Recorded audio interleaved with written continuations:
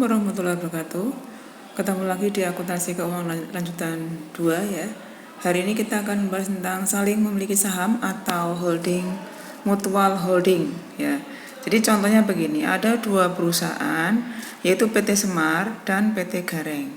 PT Semar pada tanggal 2 Januari 2019 ini membeli saham di PT Gareng sebanyak 80% saham PT Gareng. Dan pada saat itu harga pokok investasi dari PT Semar itu sebesar 160 juta dan dia mempunyai laba di tahun sebanyak 50 juta. Kemudian pada tanggal 1 Januari 2020 ya, itu PT Gareng itu juga membeli saham di PT Semar sebanyak 10% ya, di mana harga pokok investasi dari PT Gareng itu sebanyak 32.600, kemudian laba tahun PT Gareng sebanyak 25 juta.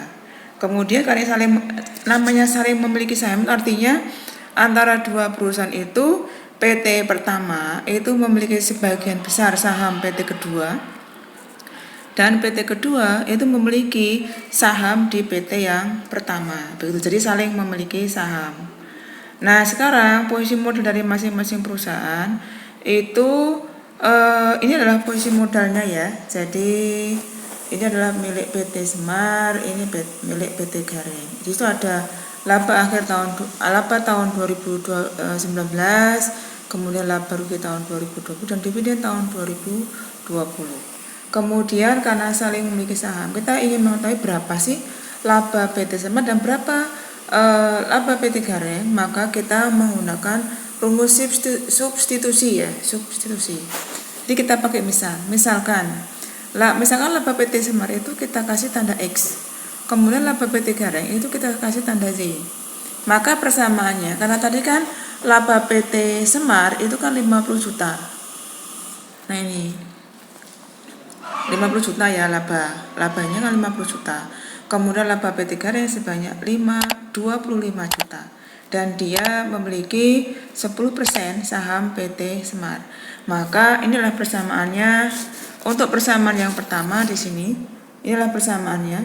X sama dengan 50 juta ditambah dengan 80% Y, dan Y sama dengan 25% ditambah dengan 10% X.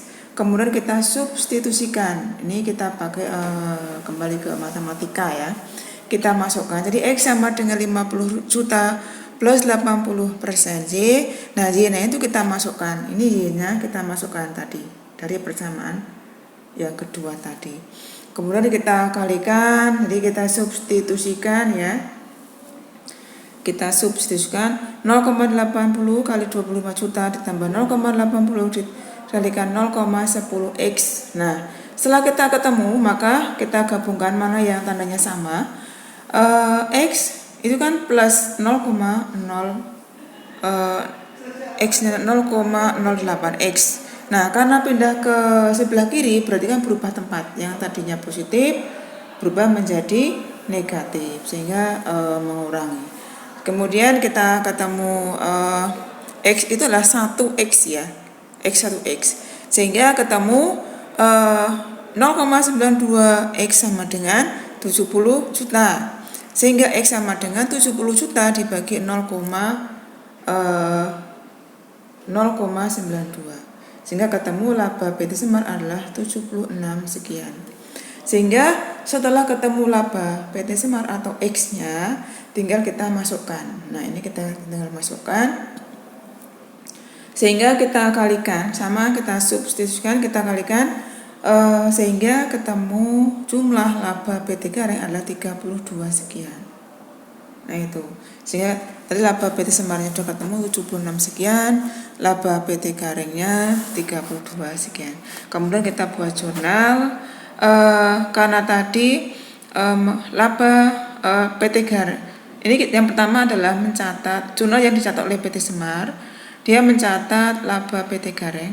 Ketika laba PT Gareng itu karena hanya menguasai 80% ya, 80%, maka 80% dikalikan dengan laba dari PT Gareng. Kemudian dividen juga begitu. Ini adalah 80% dikalikan berapa laba PT Gareng dan berapa dividen yang dibagikan oleh PT Gareng. Kemudian jurnal yang ada di PT Gareng berarti hanya menguasai 10% ya. Tadi menguasai 10%, berarti nanti yang hanya diakui oleh PT Gareng itu hanya 10% dikalikan berapa laba PT Semar dan dividen yang dibagikan oleh PT Semar itu diakui oleh PT Gareng. Jadi ini karena metodenya adalah equity, maka laba atau rugi kemudian dividen itu semuanya mempengaruhi investasi saham pada PT Gareng dan investasi saham pada PT Semar juga mempengaruhi laba rugi baik di PT Semar maupun di PT Gareng. Untuk contoh berikutnya nanti akan saya jelaskan di pertemuan pada video berikutnya ya. Assalamualaikum warahmatullahi wabarakatuh.